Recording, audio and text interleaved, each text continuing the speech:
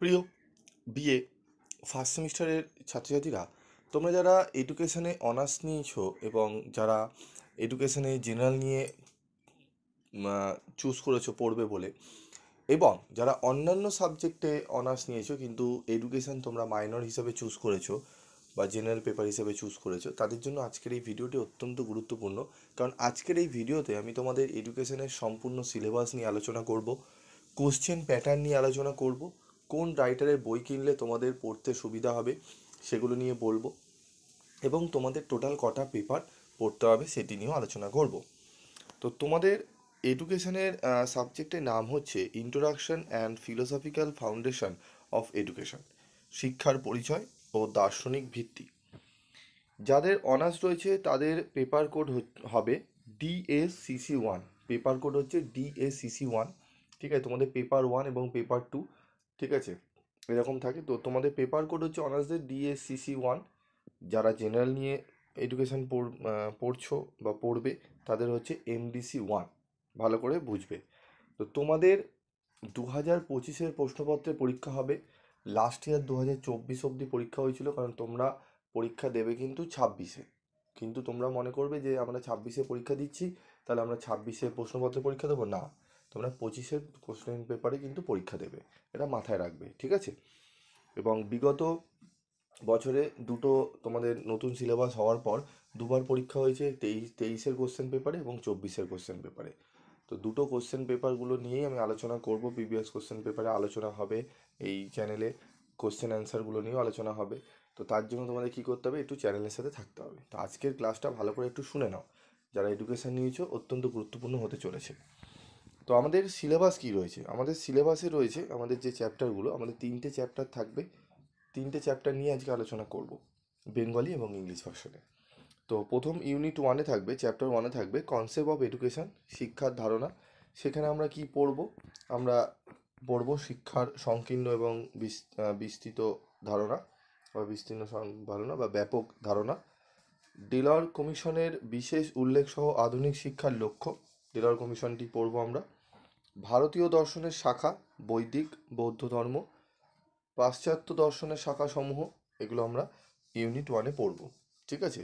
এবং ইউনিট 1টা যদি ভালো করে তোমরা পড়তে পারো না, ইউনিট 1 থেকে তোমাদের পড়লেই অনেক, মানে তোমরা মোটামুটি কোশ্চেন পেপারের 40% অ্যাটেন্ড করে দিতে পারবে, ঠিক আছে।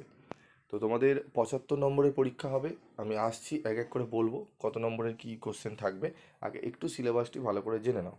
তারপর রয়েছে দেখো ইউনিট 2, ফ্যাক্টর অফ এডুকেশন, শিক্ষার উপাদান। এখানে থাকছে আমাদের কি, দেখে নাও, আমাদের 4টি পার্ট রয়েছে এখানে, ঠিক আছে। চাইল্ড লার্নিং রয়েছে, তারপর রয়েছে টিচার, তার কোয়ালিটিস এবং duties of a good teacher. Curriculum রয়েছে, কো কারিকুলাম অ্যাক্টিভিটিস রয়েছে, যার concept, types and significance of co curriculum activities.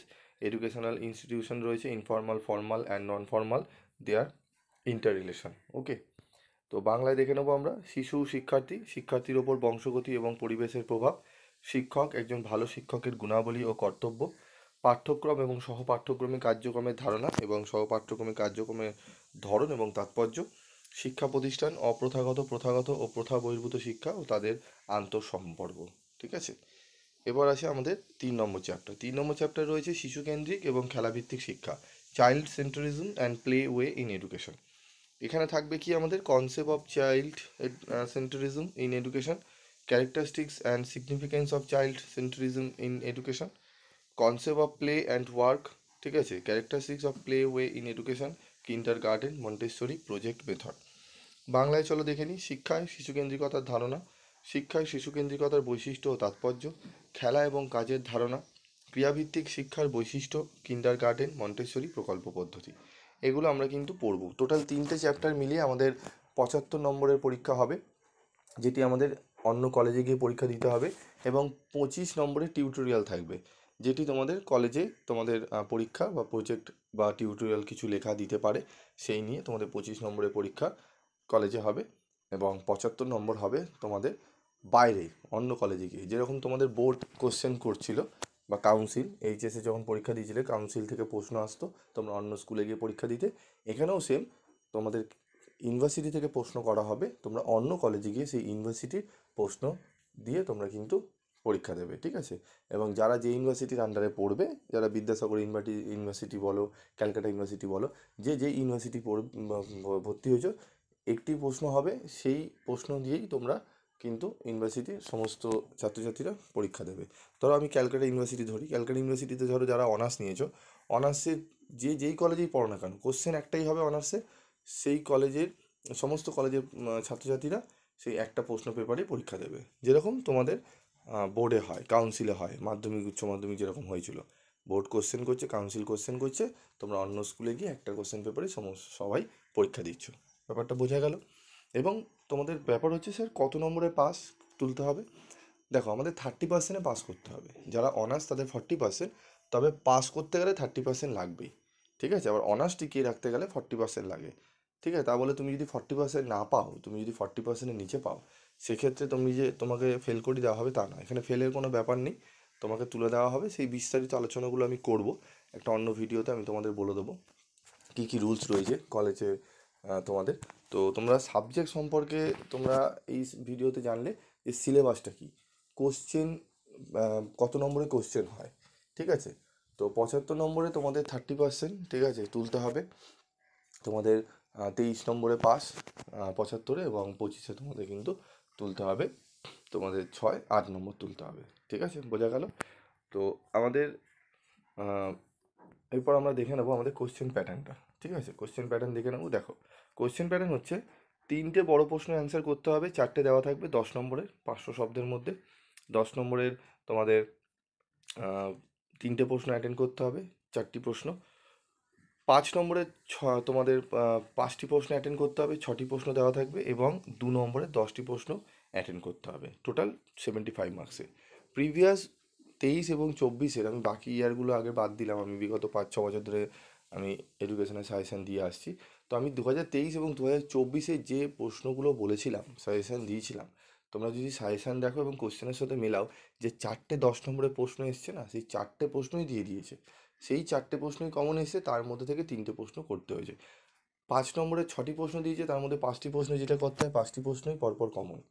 এরকমই আমি সাজেশান দিয়ে থাকি, এবং সাজেশান অত্যন্ত কম আমি দিই, প্রশ্ন কম দিই, কমন বেশি থাকে, এবং উত্তরগুলো আমি সেইভাবে রেডি করে দিই যাতে কেউ যদি অন্যান্য জায়গা থেকে পড়ে বা বই কিনেও পড়ে, ঠিক আছে, 5টা প্রশ্ন পড়তে যা সময় লাগবে, সেই সময় সে এখানে 10টা থেকে 12টা প্রশ্ন পড়ে নিতে পারবে, তার ব্রেনের প্রেশারটাও কম পড়বে। সেইভাবে উত্তরগুলো আমাদের গোছানো থাকে। তো তোমরা সেগুলো দেখতে পারবে, আস্তে আস্তে আমি আলোচনা করব। আর তোমাদের অনলাইন ক্লাসেরও ব্যবস্থা রয়েছে, যারা অনলাইন ক্লাস করতে চাইছো তারা অনলাইন ক্লাসের জন্য যোগাযোগ করতে পারো 7278981430 এই নাম্বারে। তোমাদের স্টাডি মেটেরিয়ালও ব্যবস্থা রয়েছে, স্টাডি মেটেরিয়ালও তোমরা কিন্তু সংগ্রহ করতে পারো, ঠিক আছে, এবং অত্যন্ত রিজনেবল প্রাইসে। এই প্রাইসে তোমরা কোনো জায়গায় পাবে না, ঠিক আছে। এবং যাদের একটু আর্থিক ফাইন্যান্সিয়াল প্রবলেম থাকবে, জানাবে, চেষ্টা করা হবে তোমাদেরকে সাহায্য করার, ঠিক আছে। তো আশা করি তোমরা বুঝতে পারলে। 10 নম্বরে 3টে প্রশ্ন, 5 নম্বরে 5টি, এবং 2 নম্বরে 10টি। এবার তোমরা বলে স্যার আমরা বই কিনবো, কোন রাইটারের বই কিনলে ভালো হয়। দেখো বই তোমরা এইচএসে অনেকে ফলো করেছো যে বই, ঠিক আছে, ছায়া প্রকাশনী অনেকে হয়তো ফলো করেছো, ঠিক আছে, আরও অন্য অন্য বই ফলো করেছো। তো ছায়া প্রকাশনী বই অ্যাভেলেবেল থাকে, ছায়া প্রকাশনী বই তুমি কিনতে পারো, অসুবিধা নেই।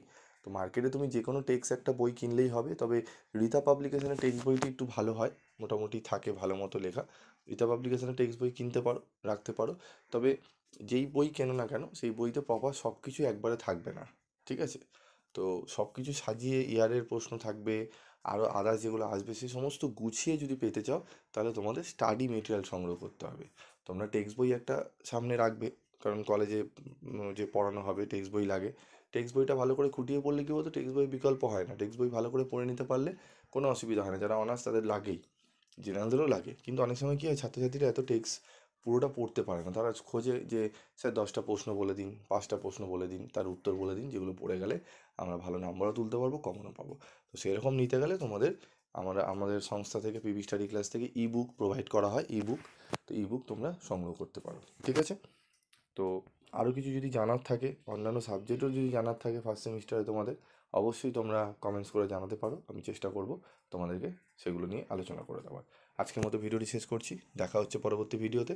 সকলে ভালো থেকো, সুস্থ থেকো।